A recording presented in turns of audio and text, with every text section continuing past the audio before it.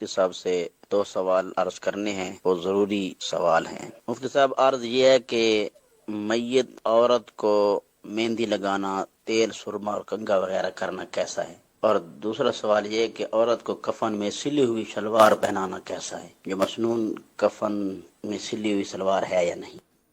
ٹھیک ہے ٹھیک ہے۔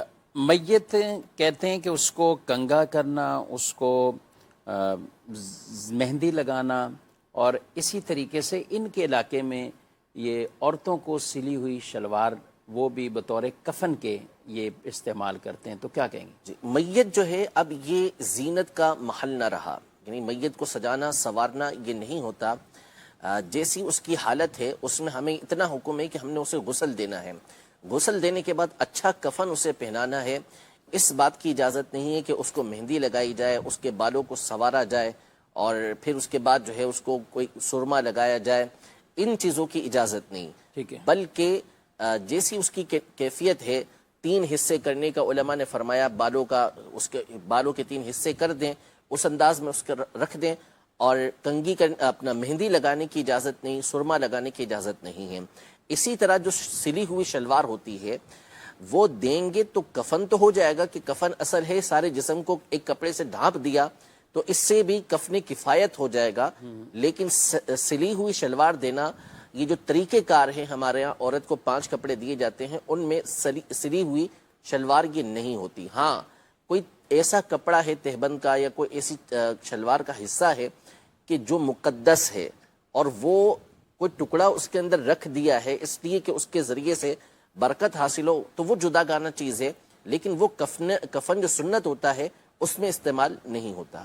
ٹھیک ہے، اس میں اور ایسا نہیں کرنا چاہیے۔ شریعت نے خود ہی اس کا اہتمام کیا ہے، عورتوں کے لیے 5 کفن کے کپڑے اور مردوں کے لیے وہ 3 کپڑے، گویا کہ انتقال کے بعد بھی عورت کے اس پردے کے حوالے سے شریعت مطہرہ نے 5 کپڑے یعنی 2 کپڑوں کا اس پر اضافہ ہے، وہ اسی وجہ سے کہ پردے کی بھی پوری طرح اس میں رعایت رہے، کسی طرح کا بدن وہ ظاہر نہ ہو، تو یہ انداز اختیار نہیں کرنے چاہیے۔